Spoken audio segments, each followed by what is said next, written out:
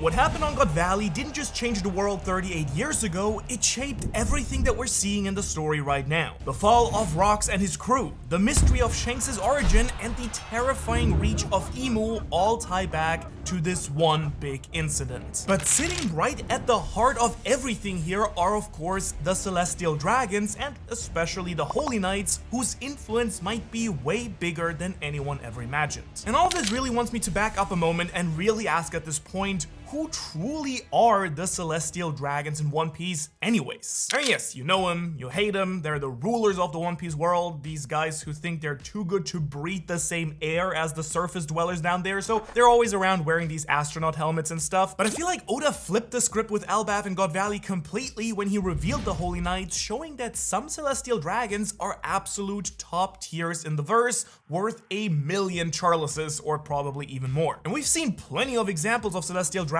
being the most evil faction in the story. During their introduction on Sabaody, we saw them participating in slave auctions, and in Kuma's backstory, we saw them straight up forcibly enslaving Ginny and marry her off to a world noble. But somehow, Saint Vigilant Garling, Shanks' baby daddy, just somehow made things even worse. Garling swung back to God Valley to collect his kids, of course, Shanks and Shamrock, who he had with this very mysterious red-haired woman, but he then just straight up murdered her. And when I saw that one, even for Celestial Dragon standards, I was like, whoa, that dude is seriously messed up, right? And then right after that, he's trying to win himself a new wife in this twisted slave hunting game that they have as like some sort of weird tradition every couple of years. Like, sorry kids, I'm gonna get you a new, hotter mom instead. Now, of course, the Celestial Dragons taking wives for themselves is nothing super new, but the fact that they kidnapped the most famous and sought after woman in the world, held her prisoner for a whole year, and then set her up as this big prize for the cruelest, most inhumane and twisted game imaginable is just a whole nother level of messed up, I think.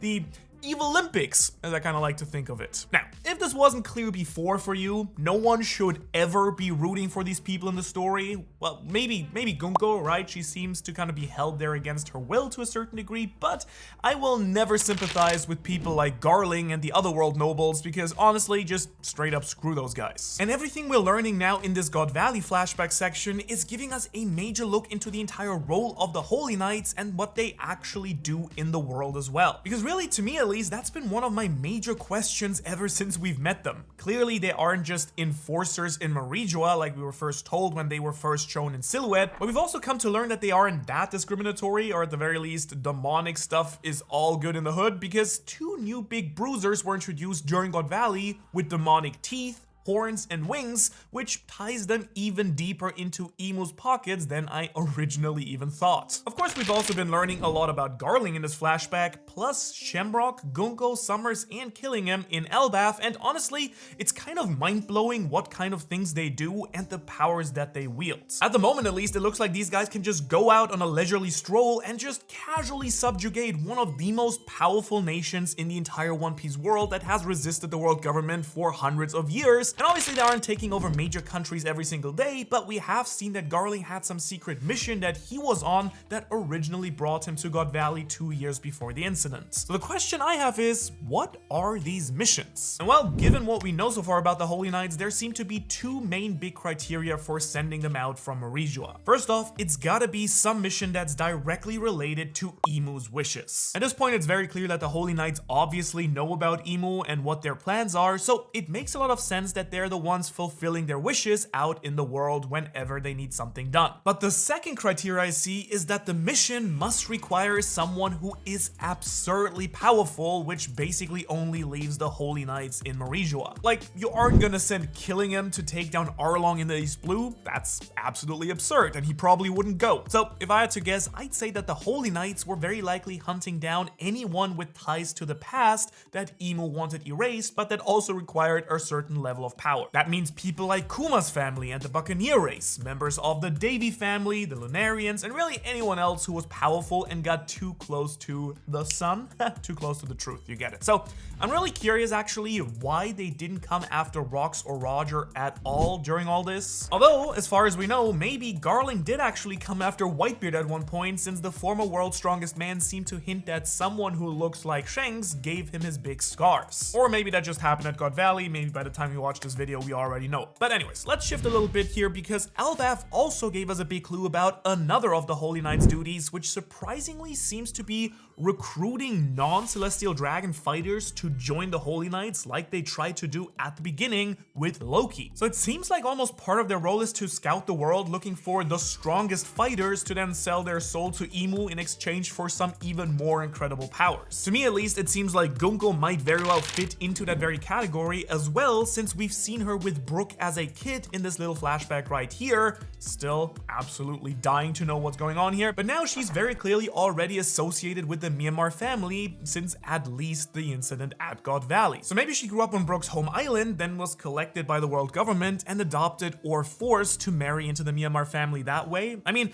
it's kind of clear at this point she's not a slave, but there are a lot of weird circumstances surrounding her in particular, especially with all the bandages and with Emu taking complete control of her, and she looks like she has not aged in these last 40 years either. Now we've talked a little bit about their mission and their ranks, but let's get into something even more mysterious but even more interesting, which is their powers. I've probably already spent hours speculating on all this in other videos, but here's all that we actually know. So far, every single Holy Knight we've seen had these crazy regeneration powers, just like the Gorosei, which makes them incredibly hard to take down and deal with. And there was a debate for a long time about if the Holy Knights would even have Devil Fruit powers or if their abilities came straight up directly from Emu, but it's been confirmed now that most of them, at least who we've seen fight, have indeed eaten a Devil Fruit. But another interesting question here that God Valley has now raised is, how do these celestial dragons get these incredibly broken fruits? I mean, Gunko and Summers were present at God Valley and they had their powers at this point already, it seems. They were happily using arrows and thorns to kill a wide assortment of children, you know, good stuff, fun stuff. Completely normal. Let's move on. We already knew that both Kuma and Kaido at least walked away from this nightmare with their devil fruits, but there were supposedly at least 4 more devil fruits up for grabs as well as prizes. But no matter what, it's kind of absurd how the world government just has all these super broken, powerful, rare devil fruits just lying around, hoarding them and offering them as kind of fun prizes for, you know, messed up little games. I honestly can't wait for the day that we see exactly where and how they get all these devil fruits, whether it be from a devil fruit tree in Marijoa, a particularly thorny part of the tree in Summer's case, I guess, or just a storeroom with racks and racks of devil fruits just waiting around that they've collected over the last 800 years whenever they got their hands on anyone. Shamrock truly seems to be one exception to this so far though, since we're not sure if he even has a devil fruit of his own. To be fair, we haven't really seen him in combat yet at all, but he does have that weird Cerberus sword, which is already kind of terrifying just by itself. Which, I guess now that I think about it, it's always possible that the sword powers are part of his devil fruit that he's eaten, or maybe the sword has a fruit and Shamrock has another power. Regardless, I can't wait to see him go all out and show off his true abilities sooner or later in the story. And by the way, another kind of shocking fact though is that none of the Holy Knights we've seen have shown any sign of Haki yet properly, which is kind of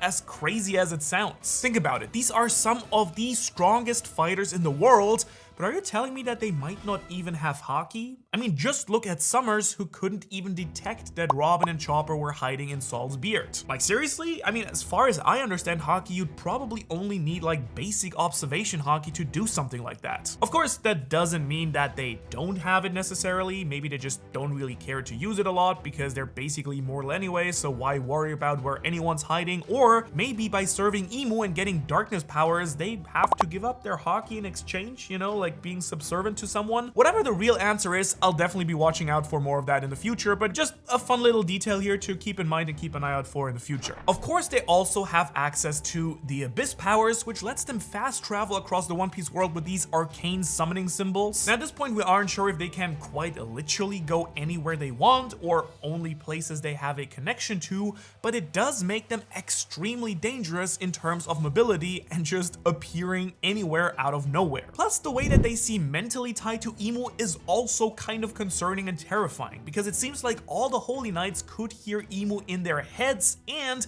Imo was able to take just full control of Gunko just like that, so can they just do that with any of the Holy Knights at any time? I mean, that would be kind of insane if you think about it.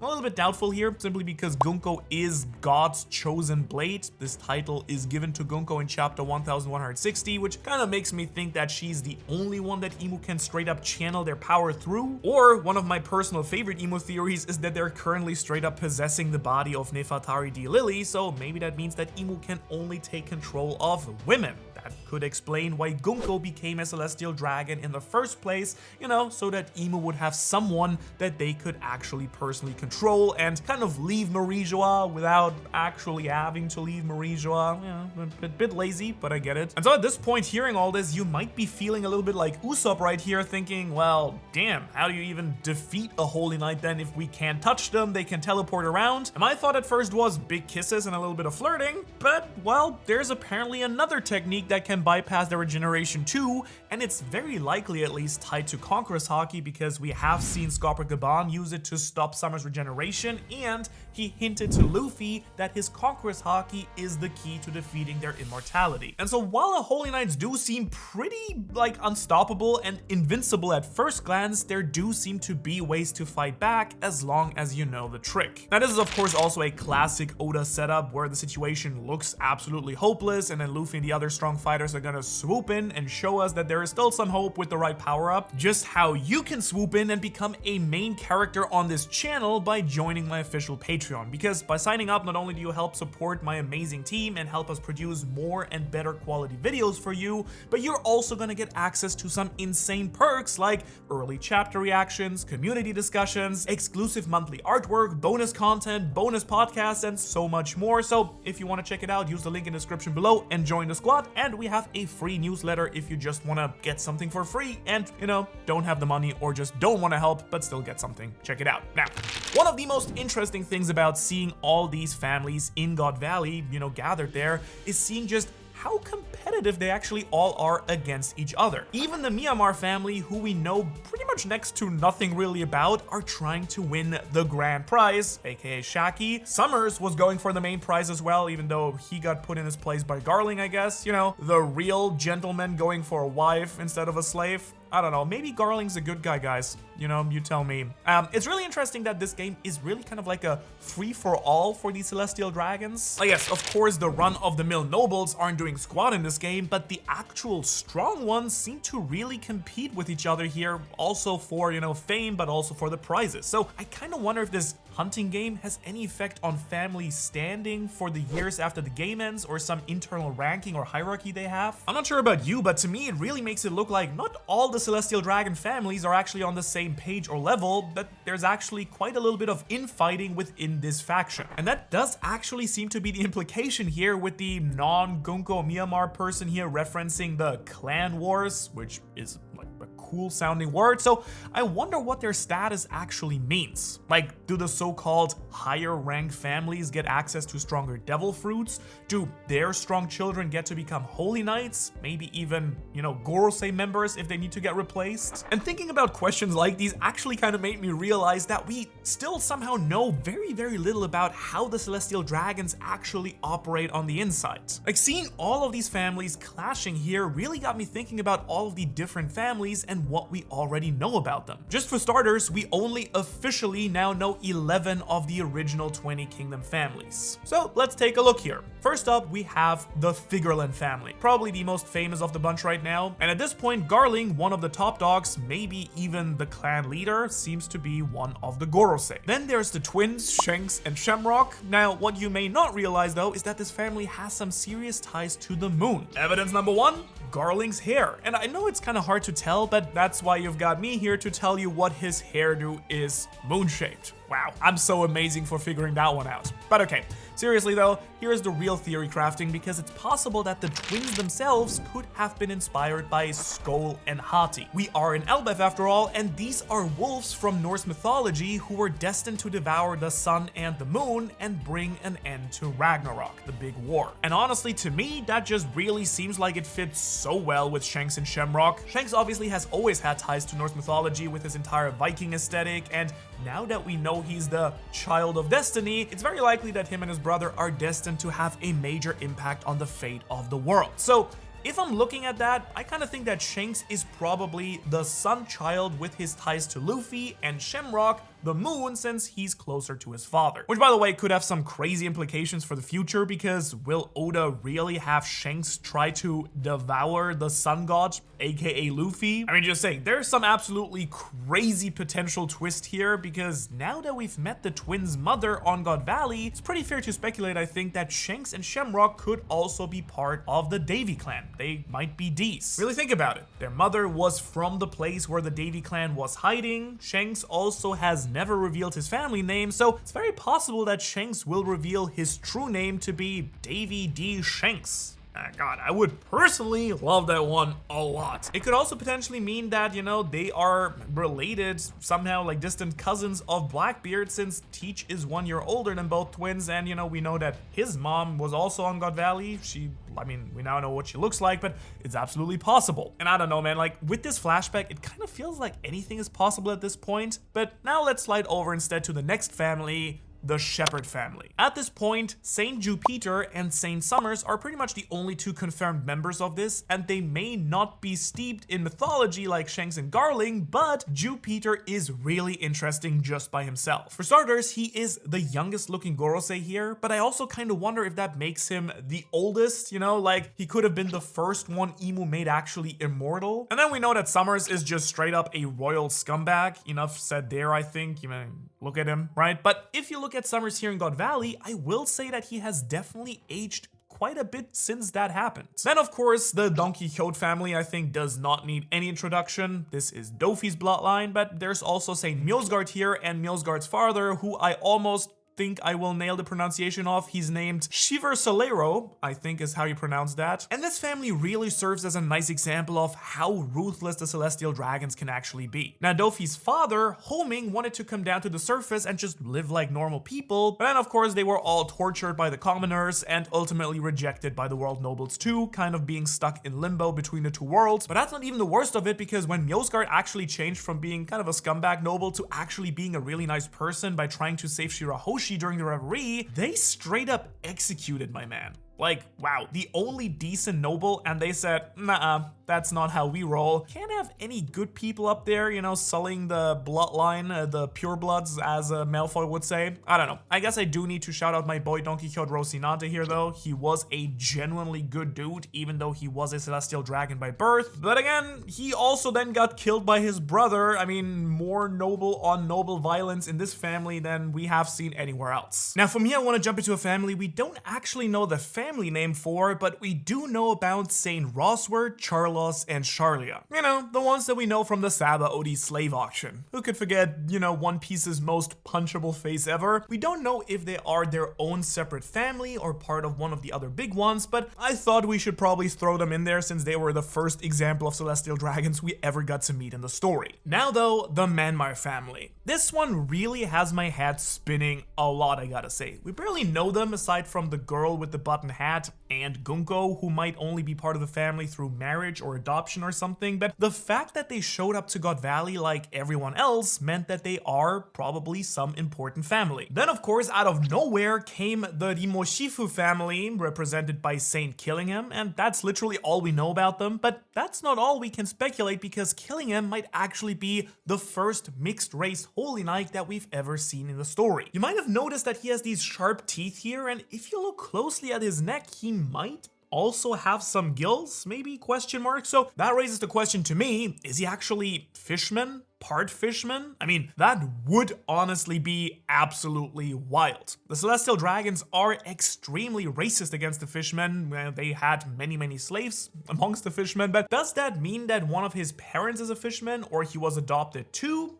I don't know. Either way, it's a pretty crazy twist that could explain why he stayed in his full Zone Kirin form for such a long time. And then of course we have some of the real heavy hitter families, the remaining Gorosei. The Marcus family has Mars, the Topman family has Mercury, the Ethan Barron family is headed by Venus Juro, the Jay Garcia family gave us Saturn, who just got murked by Emo to be fair, but we don't know anyone else from these four families for now at least. But the biggest bombshell we had a while ago was when we learned that Imu themselves is from the so-called Nerona family. And I gotta say, this was a pretty crazy and big reveal because it means that the king of the world wasn't just always a god or a devil, but that they were actually probably at some point part of a noble family and a regular human being. Of course, who knows what or who Imu truly is, but at least we do know that their family name is Nerona. And then finally, we also have the Nefertari family. You know, the family that got away and then refused to live in the Holy Land with the others. Apparently, Vivi's great ancestor, Lily, betrayed Imu and possibly allowed the poneglyphs to be spread around the world, but for some reason, Imu still seems to be beyond obsessed with Lily still, and now has their eyes on Vivi. What also makes this family special is that they're apparently part of the D clan, which presumably makes them allies of Joy Boy and the world government, so there's got to be more about this family that we still need to learn in the future. And hold up, let me just throw out another option here potentially. What do you think about the Dracul family?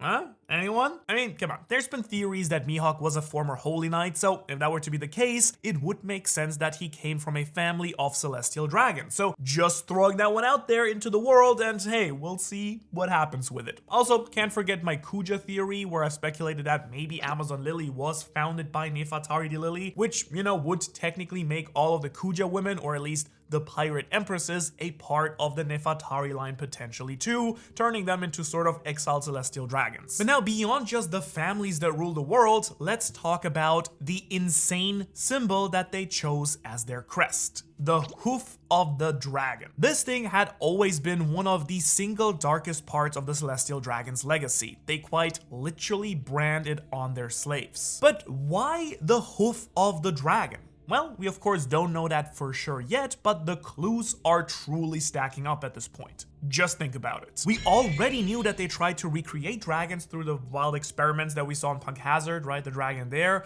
And we know that there was at least one real dragon in the past, since we were told that Ryuma slayed a dragon. In other words, these weren't just fantasy creatures in One Piece, so maybe the dragons ruled in the past before the celestial dragons wiped them all out and then thus stole their throne. And speaking of cruelty, by the way, Oda might have been inspired for the celestial dragon's evilness by some real historical figures, like for example the Chinese ruler Jie of the Xia dynasty. I probably slaughtered that, sorry. But basically this guy was a real royal scumbag and tyrant. He literally rode on the backs of people like they were animals, drinking wine while his victims collapsed beneath him. And there's even one story where one of his victims begged for mercy and he just had him executed on the spot. Tell me that doesn't sound exactly like Charlos and Saba Odi. Like, yeah. That seems to be the inspiration. Now though, let's quickly break down what we do know about the hierarchy of the celestial dragons. Obviously there is Imu all the way at the top, no questions asked, and right below him are the Gorosei, who take care of day-to-day management of the world government and just the world itself. I think right below them are probably the Holy Knights, and thanks to Elbaf we have now a little bit more insight into the structure within the Holy Knights themselves too, because at the top we have the Supreme Commander, the one calling the shots. That role was Garling's for a long time, but now that he's sipping on the Imu dark magic juice stuff, I bet that Shamrock is gonna take the reins in his stead. But I kind of feel like there's some hints here and there that there might be a chain of command even below the commander level. You see, when Shamrock leaves Elbaf to return to the Holy Land, it seems like Summers is the one taking command to lead the mission to kidnap the kids in his stead. Plus, in general, with their military uniforms and some of the badges on Summers' jacket, I bet there's a little bit of seniority, you know, going on here when one of the top commanders isn't actually around. And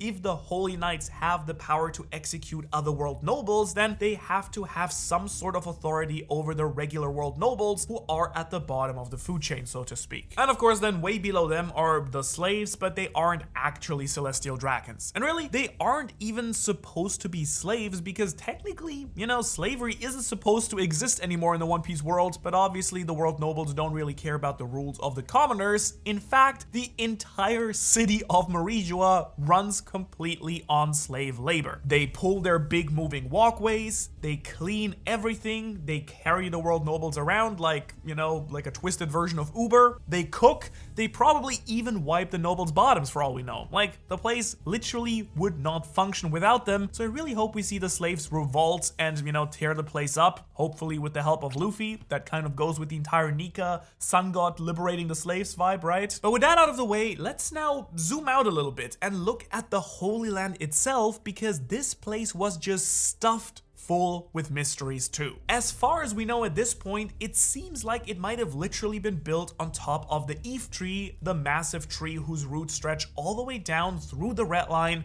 to give light to Fishman Island 10,000 meters below the surface. Now the actual city here is broken into several regions too. There's the domain of the gods, where most of the nobles and slaves actually live. Then there's the Celestial Dragon Gate, which separates the domain from Pangaea Castle, and here's where the mystery really cranks up, because this castle probably holds the answer to like half the secrets in One Piece, like the biggest ones. Of course, we have the Room of Authority where the Gorosei meet, and of course the empty throne where no one is supposed to sit, but we have seen Imu post up a couple of times now. And one thing you may not have even realized here is that there's supposed to be 20 swords in front of it, symbolizing that the original 20 kingdoms would not fight each other and are equal. But if you actually count them carefully in the panel, you can see that one is missing. Most likely Lily's, since she might not have ever put one there. Or maybe Imu took it or took theirs and it's the sword sitting in the Room of Flowers. Speaking of the Room of Flowers, by the way, I'm very curious about that location too. Now there have been a lot of theories like that this might be the top of the Eve tree or the place where real devil fruits are grown, but whatever the truth of this garden is, it's where we have seen Imu spend most of their time. This is also where they've got their massive portrait of Lily hanging there, reminding us that we don't know anything about what really went down during the Void Century. And then to get into some even deeper mysteries, somewhere in this castle, presumably somewhere below since we see Imu walking down some stairs, is Imu's giant freezer where he keeps, among other things, this massive straw hat.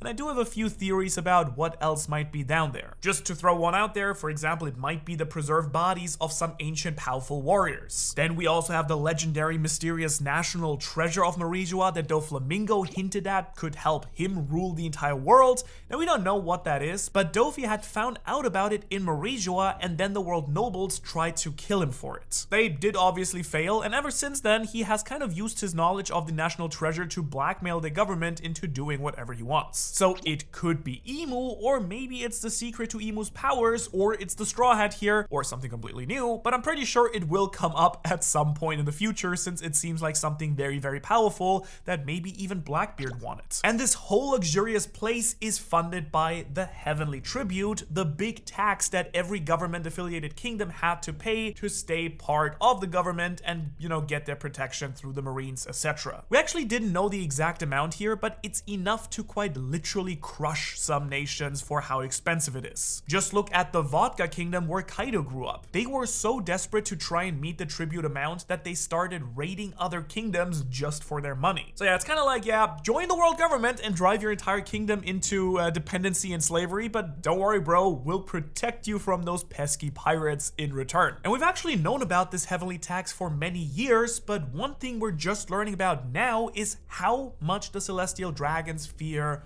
the Davy family. According to Rox, or Davy D. Zebek, the Davy clan have been hunted for centuries. Basically, the clan had to go into supreme hiding mode or they would have been absolutely eradicated, and it wasn't just them. We saw the same thing happen to the Buccaneers too, though of course there seems to be some overlap too with the Buccaneers and the Davy clan, and of course there's also the Lunarians. So what is it about these ancient bloodlines that make Imu and the Celestial Dragons so freaking terrified? The D clan itself, of course, is another with interest to the world government, as they are the so-called enemies of the gods, but Imu and the Gorosei don't seem as threatened by the clan overall, it seems. Some D-clan members definitely kept their name secret, but plenty of them didn't, and a lot of them even served in the Marines, particularly Luffy's family. But overall, the pattern seems pretty obvious. The families tied to the truth of the Void Century have been hunted down, most likely because they do carry the will of Nika, or they know how the real history, you know, that went down actually went.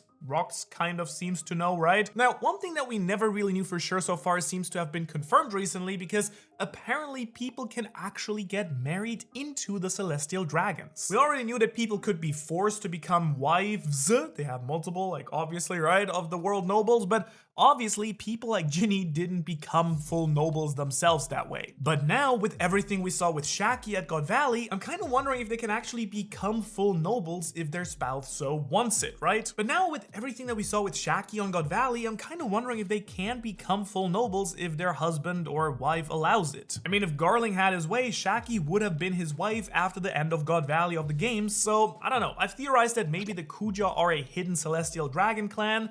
That could work out that way, but maybe just straight up being a wife to a celestial dragon officially makes you a sort of half CD, half slave thing? I don't know. And I also wonder if this happened with Gunko, because she's definitely a saint now, but we have seen a lot of glimpses of young Gunko with Brooke and like a lot of weird things with her and the Holy Knights and her not really fitting in with the celestial dragons in general. So maybe she wasn't taken as a slave at all, but instead brought into the world government through marriage. And then once she became a full celestial dragon, she was also able to join the Holy Knights. And marrying into noble status could be a huge power boost for anybody because they hoard devil fruits like it's candy. Again, some of the most busted abilities in the entire show are apparently just lying around in the vaults there, and they're just tossing them out as prizes or to some of the admirals whenever they feel like it. God Valley truly has proven that. They've also given devil fruits to slaves just for entertainment, you know, like Boa Hancock and her sisters. And it was not just devil fruits either. We've also now seen nobles with magical weapons like Shamrock's Wild Cerberus sword, which made you wonder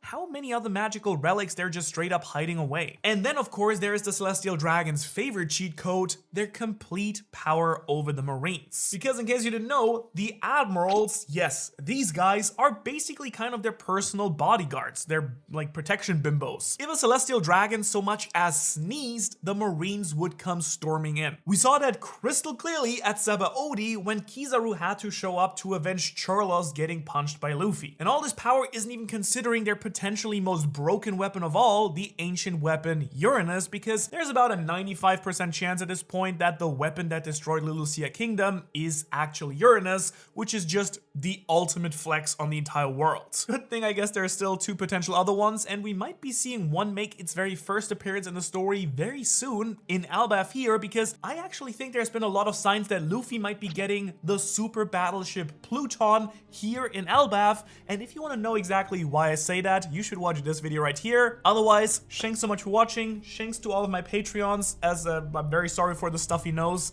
Did catch a cold with all the traveling. Soon back again in Japan, and then I'll see you then. Have a good one.